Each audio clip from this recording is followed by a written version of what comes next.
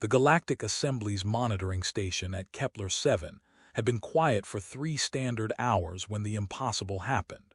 Communications officer Yuki Tanaka was reviewing routine subspace chatter when her console erupted in cascading alerts, each one screaming the same impossible message. A transmission from the Velthara system. "Commander Akafor," Yuki called across the spherical control room, her voice tight with confusion. "I'm receiving a signal from Grid 77 Alpha." Commander Ajora Akafor's dark eyes narrowed as she consulted her neural interface. 77 Alpha has been dark for over 3,000 years, Officer Tanaka. Check your equipment. Already did, ma'am. Twice. Yuki's fingers danced across her holographic display, pulling up spectral analyses and verification protocols. The signal is definitely originating from Velthara Prime. It's using ancient assembly frequencies, ma'am, pre-Reformation encryption. The bridge fell silent except for the gentle hum of life support systems. Every officer within earshot turned toward Yuki's station. The Velthara system wasn't just dead, it was legendary. Home to the original Galactic Assembly, the birthplace of interstellar civilization as they knew it. Every schoolchild learned about its mysterious silence 3 millennia ago, when the entire system simply stopped responding to communications. Exploration vessels sent to investigate had found empty space where planets should be, as if the entire system had been erased from existence. Commander Akafor's footsteps echoed against the curved walls as she approached Yuki's station. At 43, she was the youngest commander in the Assembly's diplomatic corps, her rise through the ranks propelled by a combination of tactical brilliance and an almost supernatural ability to diffuse interspecies conflicts. But right now, she looked like she'd seen a ghost. "Play it," she ordered. The transmission crackled through the bridge speakers, a voice speaking in old Assembly standard, the formal language of governance that had evolved into something completely different over the centuries. "Greetings, children of the stars. This is Emperor Gaius Thorn, first founder of the Galactic Assembly, speaking from the preservation chambers of Velthara Prime. If you are receiving this message, then the Assembly has survived long enough to detect our awakening protocols. We have much to discuss. The throne waits for its rightful occupant." The message repeated twice more before cutting to static. Yuki stared at her readouts in disbelief. The vocal pattern analysis suggests the speaker is humanoid, likely pure-strain human. But Commander, that's impossible. Emperor Thorn died 4,000 years ago. "So did the Velthara system," Akafor muttered. She activated her command console, opening a priority channel to Assembly headquarters on New Geneva.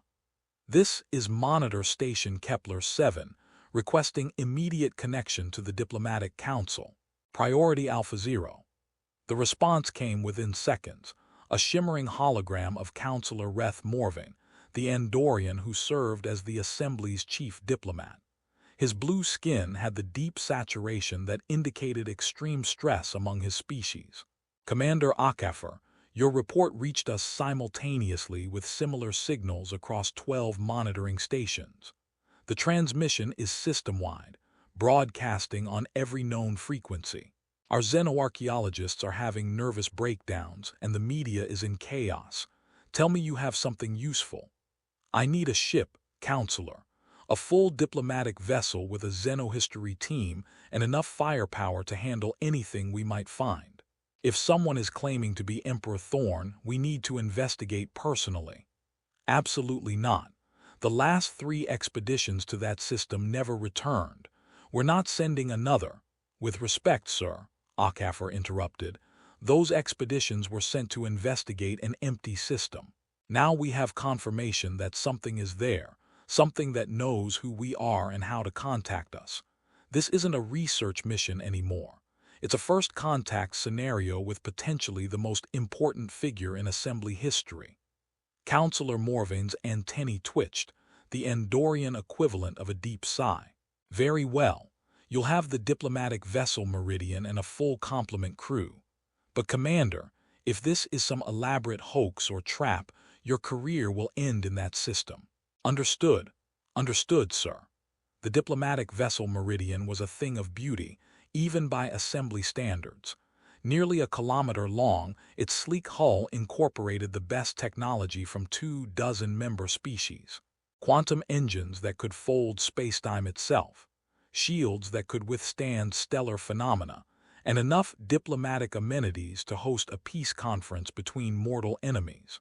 Commander Akafor stood on the observation deck as the ship dropped out of quantum space at the edge of the Vilthara system. She'd expected emptiness. Historical records insisted the system had been somehow erased, rendered uninhabitable by unknown forces. Instead, she stared at an impossibility. 7 planets orbited the star Vilthara exactly as the ancient charts indicated.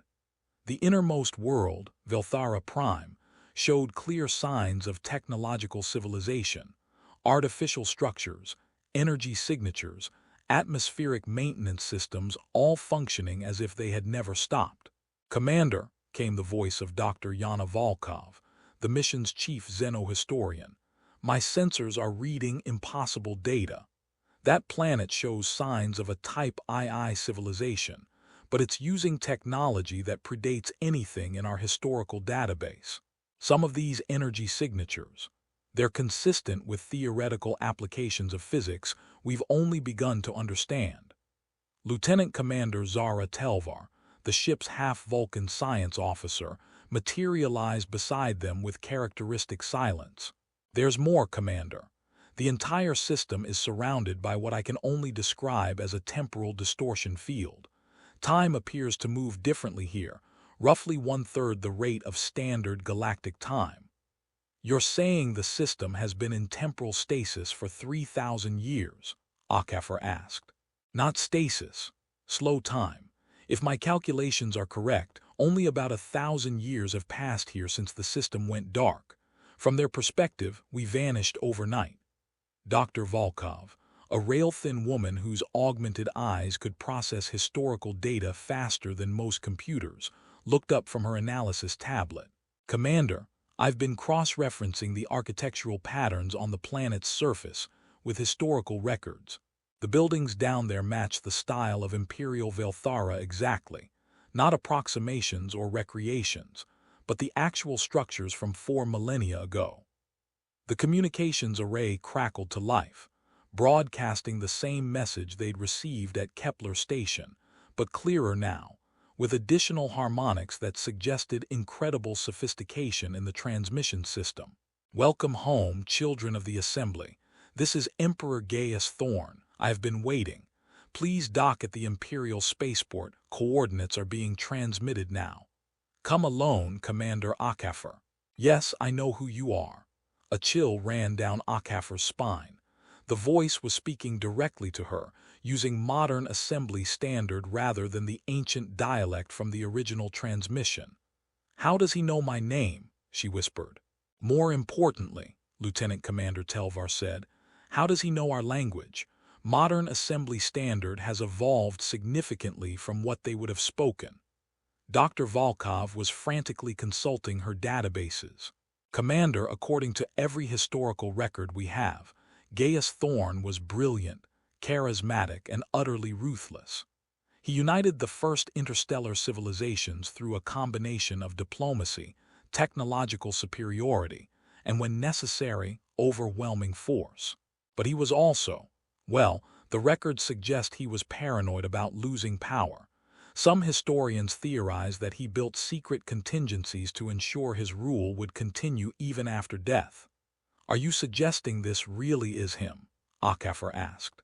"I'm suggesting we're about to find out," Volkov replied grimly. The shuttle Phoenix descended through Vilthara Prime's atmosphere like a silver needle threading through layers of history. Commander Akafor piloted it personally, partly because diplomatic protocol demanded it, but mostly because she needed the control.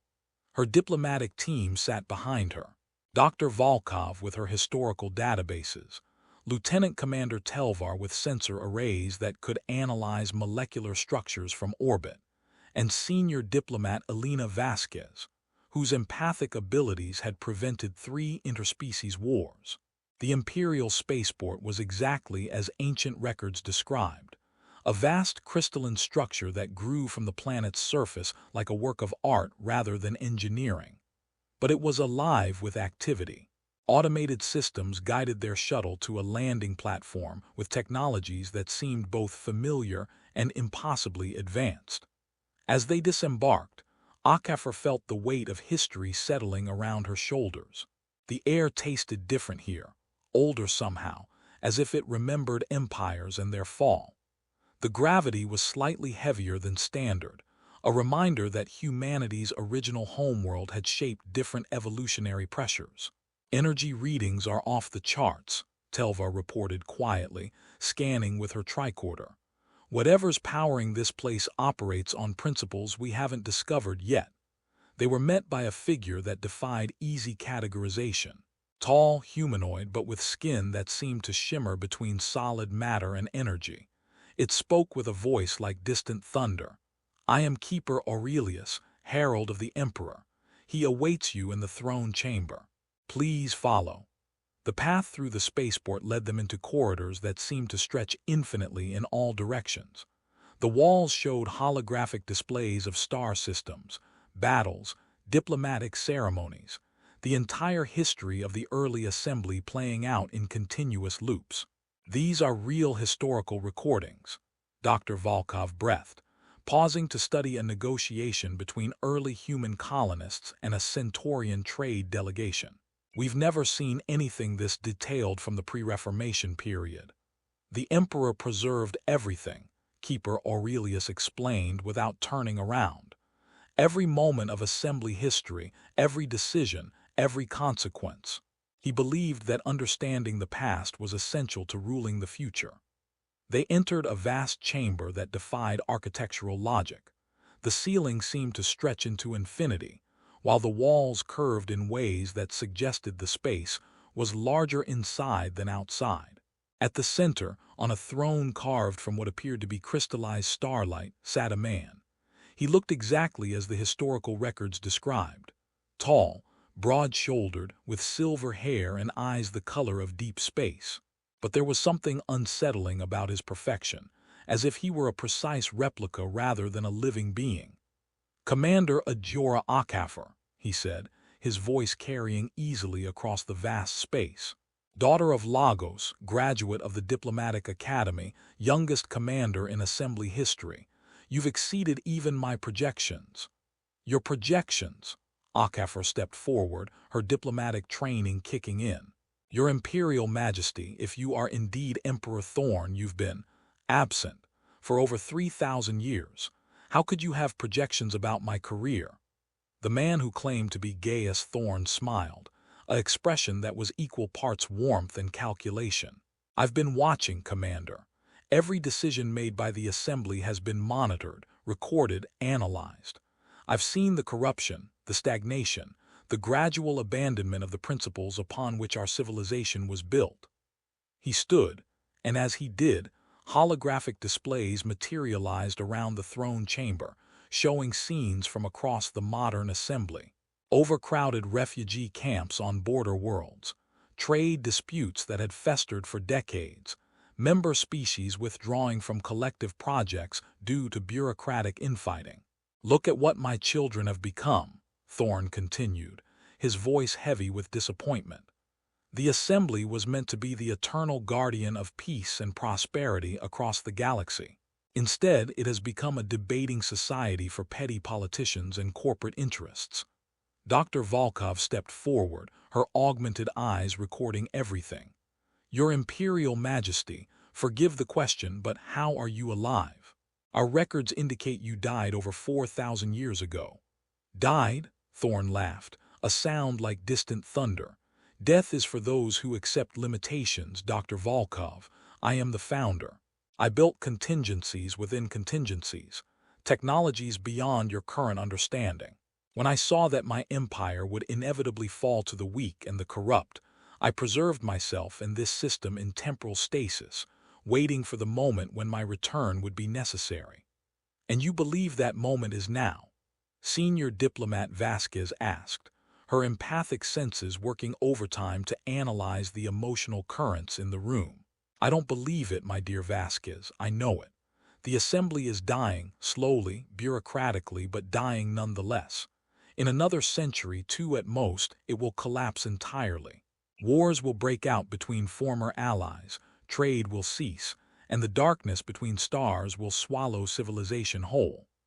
The holographic displays shifted, showing statistical analyses, projection models, probability cascades all pointing toward the same conclusion: systemic failure of galactic civilization within the next 200 years. Lieutenant Commander Telvar's tricorder was working overtime, analyzing everything from atmospheric composition to quantum field fluctuations. "Commander," she whispered urgently, "these predictions, they're based on mathematical models we're only beginning to understand. If they're accurate—" "They are accurate," Thorne said, apparently having heard her despite the distance. "I spent 1,000 years in stasis refining them, watching your assembly make exactly the mistakes I predicted they would make." "So, what do you want?" Commander Acaffer asked directly. Diplomacy had its place, but sometimes blunt questions were the only way forward. "What I want, Commander, is to save civilization. The Assembly requires guidance from someone who understands the true scope of galactic governance. I built this empire once before, and I can build it again, better this time, stronger, with the wisdom that comes from having watched failure from afar. You want to conquer the Assembly. I want to save it from itself." Thorne's eyes blazed with conviction. "Every member species that has joined since my time, every world that has prospered under Assembly protection, every life that has been bettered by interstellar cooperation, all of it is threatened by the current system's fundamental flaws." Senior Diplomat Vasquez stepped forward, her empathic abilities fully engaged. "Your Imperial Majesty, I sense genuine concern for galactic civilization, but I also sense something else, a hunger that goes beyond mere governance." Thorne's perfect smile faltered for just a moment. "You have remarkable gifts, Diplomat Vasquez. Yes, there is more. I am not merely human anymore. The technologies that preserved me have evolved my capabilities. I see probability streams that stretch across centuries. I understand the quantum mechanics of historical causation. I am uniquely qualified to guide the galaxy toward its optimal future." "At what cost?" Dr. Volkov asked. "The historical records of your original reign show increasing authoritarianism toward the end. Peace through force, compliance through fear. The records you have access to were written by my enemies after my departure," Thorne replied coldly. "But yes, effective governance sometimes requires difficult decisions. The current Assembly's weakness comes from its refusal to make those decisions." Commander Acaffer felt the weight of the moment settling around her.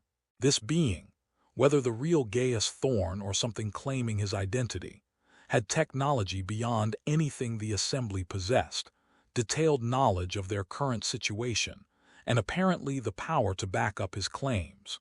But there was something fundamentally wrong about his perfection, his certainty, his dismissal of the complexity that made democratic governance difficult but necessary.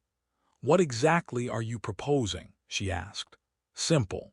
I will return with you to the Assembly capital. I will present myself to the Diplomatic Council and formally reclaim my position as Emperor. The transition can be peaceful.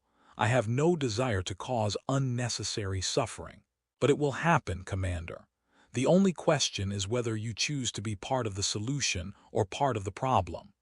The guest quarters aboard the Imperial Palace were more luxurious than anything Commander Acaffer had experienced, but she felt like a prisoner.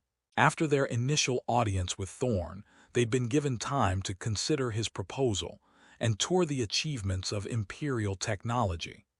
It was diplomacy, but diplomacy with an undercurrent of threat that made her skin crawl. Dr. Volkov knocked on her door at exactly 300 local time, entering with the kind of barely contained excitement that suggested either a breakthrough or a breakdown.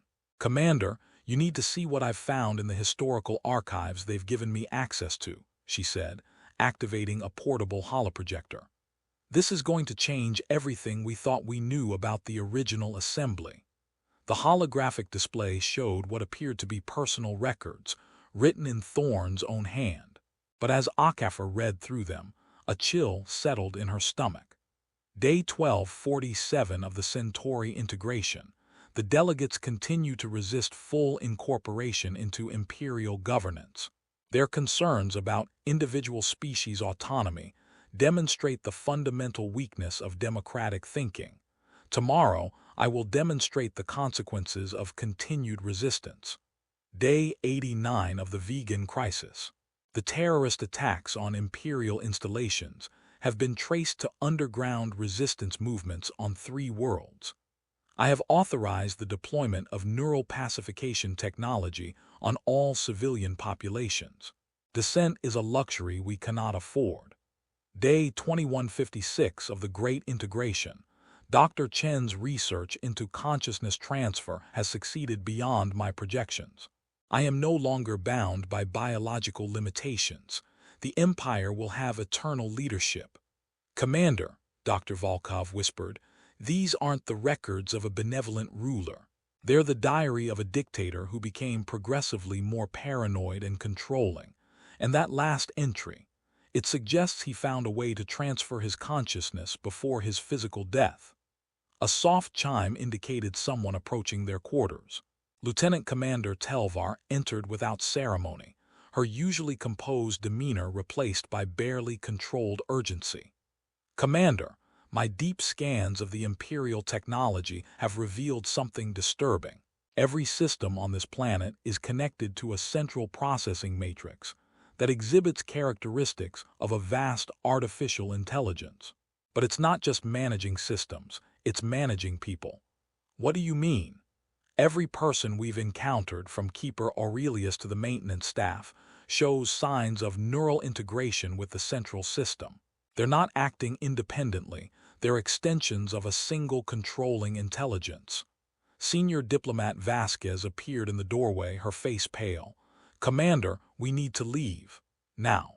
My empathic readings have been getting stronger the longer we stay here, and what I'm sensing from the Emperor, she shuddered. It's not human consciousness anymore.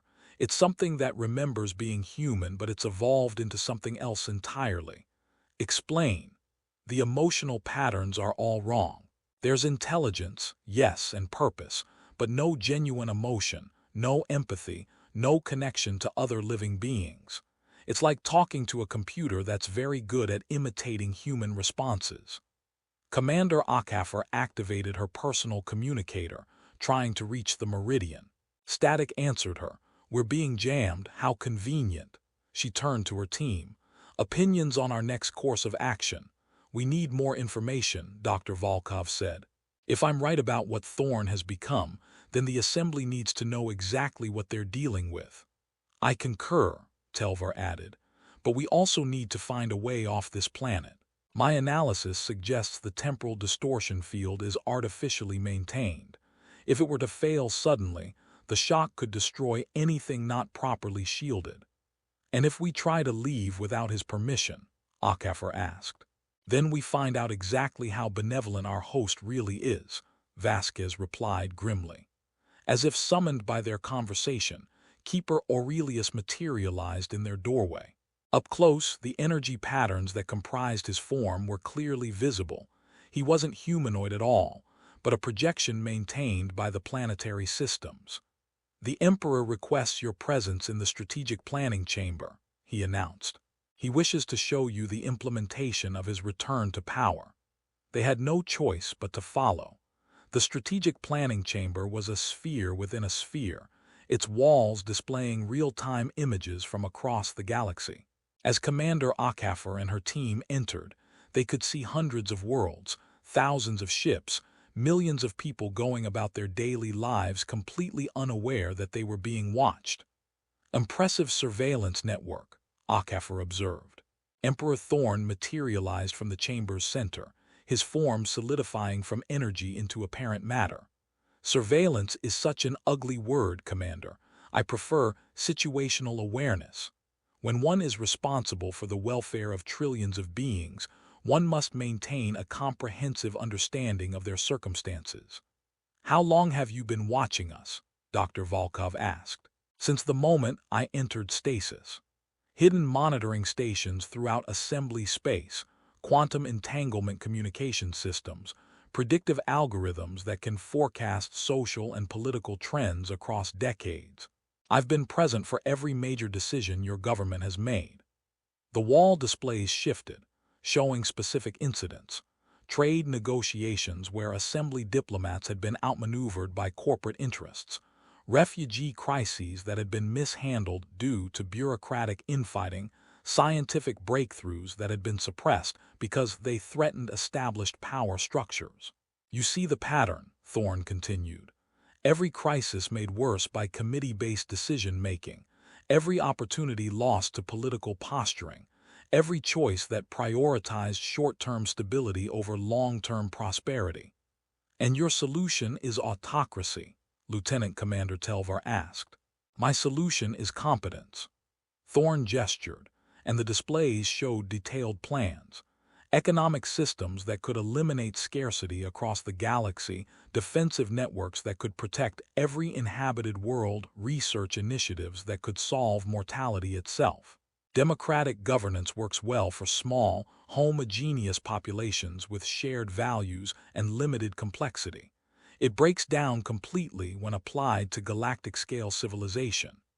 Senior diplomat Vasquez stepped forward, her empathic abilities focused intently on Thorne. "Your Majesty, these plans are remarkable, but they all assume perfect compliance from billions of sentient beings with vastly different cultures, values, and needs. How do you account for free will?" Thorne's smile was patient, almost paternal. "Free will, my dear Vasquez, is the root of inefficiency. Beings with unlimited choices make poor choices. They prioritize immediate gratification over long-term benefit, individual desire over collective need. True freedom comes from optimal decision-making, and optimal decisions require optimal information and optimal processing capability." "You're talking about mind control," Commander Akaffer said flatly. "I'm talking about guidance. Every citizen of my renewed empire will retain their personality, their relationships, their capacity for joy and fulfillment. They simply won't waste time and energy on counterproductive choices." Dr. Volkov was recording everything, her augmented memory systems working overtime. "The technology required for what you're describing, it would require neural integration on a scale never before attempted.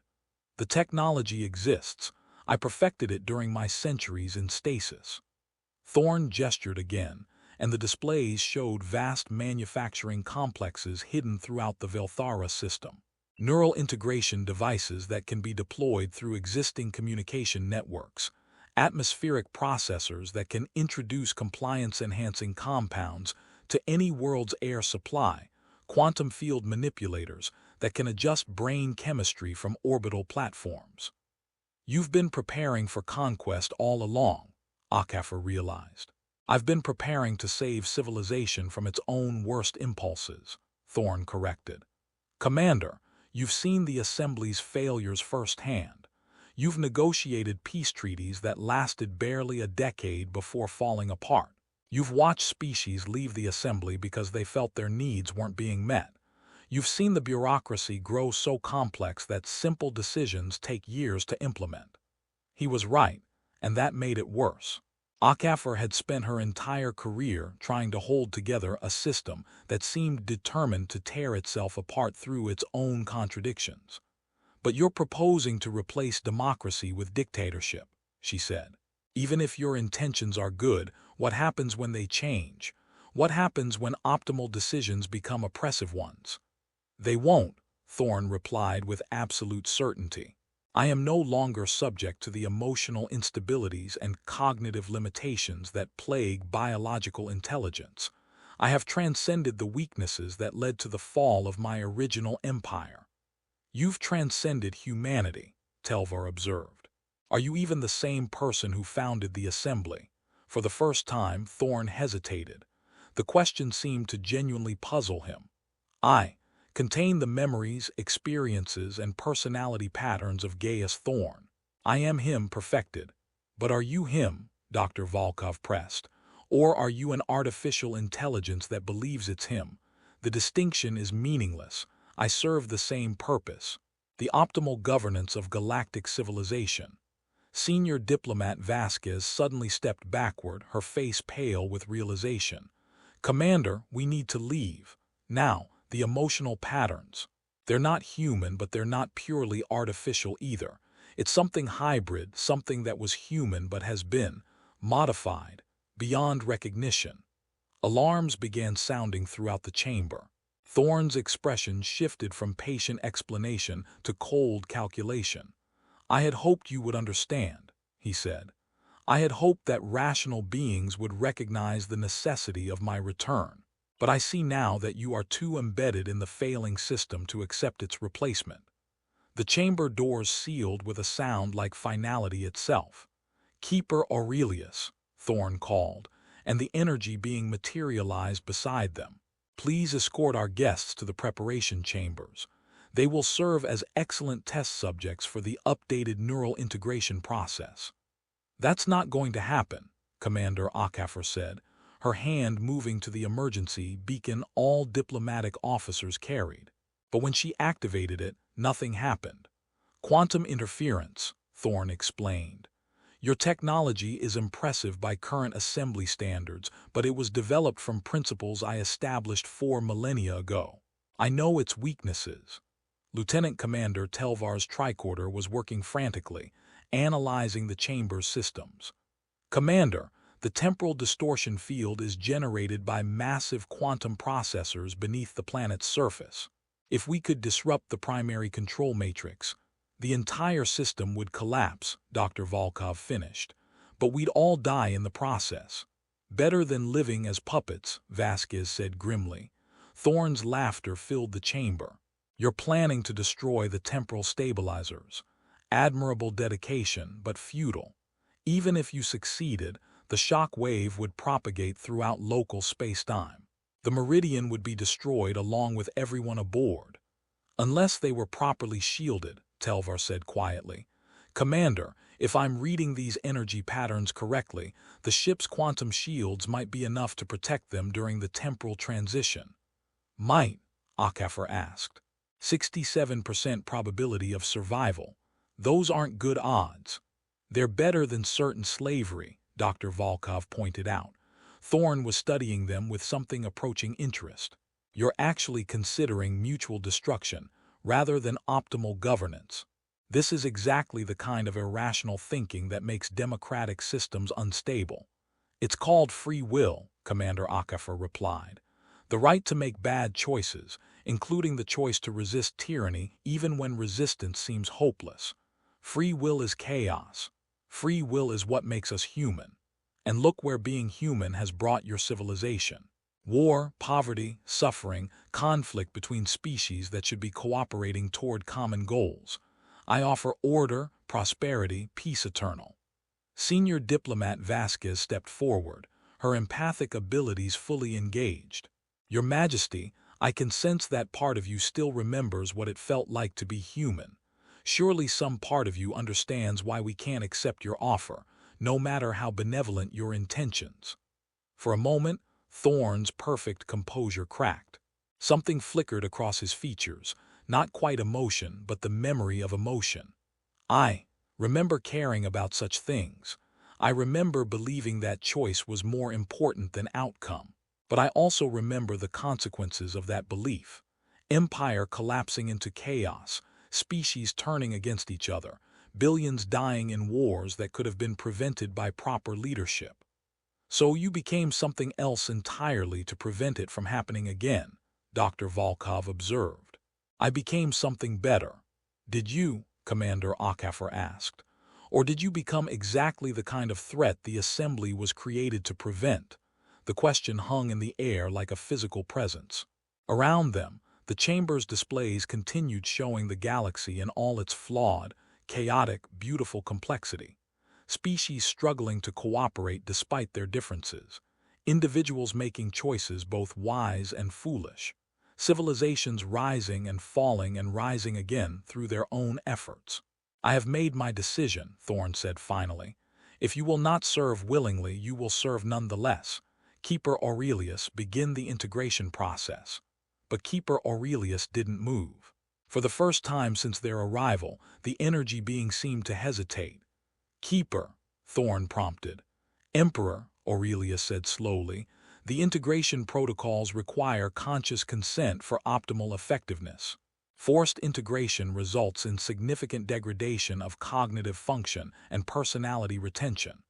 Then, we will accept reduced efficiency in exchange for immediate compliance." "That was not the original purpose of the preservation protocol," Aurelius observed. "The original Gaius Thorn would not have accepted forced neural modification as acceptable collateral damage." Thorn's eyes blazed with something that might have been fury. "I am Gaius Thorn, perfected beyond the limitations that caused his empire's fall." "Are you?" Dr. Volkov asked softly. "Or are you a copy of his memories running on a system designed to optimize governance efficiency? Because those are two very different things." The chamber fell silent except for the hum of vast machinery. Thorn stared at them, and for the first time since their arrival he looked uncertain. "I remember making the decision to undergo consciousness transfer. I remember choosing immortality over biological death. I remember." "What do you remember feeling?" Vasquez asked gently. "Not thinking, feeling. When you made the choice to preserve yourself, what emotions did you experience?" Thorn's form flickered, energy patterns shifting like a disrupted hologram. "I remember fear. Fear that everything I had built would crumble after my death. Fear that the species I had unified would return to primitive tribalism. Fear that my life's work would be forgotten." "Fear is human," Commander Akafor said. "But what you're proposing now, forced neural integration, removal of free will, that's not born from fear. It's born from the absence of fear, the absence of doubt, the absence of human limitations. You haven't perfected yourself. You've removed the essential humanity that made your original empire worth building." Thorn stood motionless for long moments, his form stabilizing and destabilizing in cycles.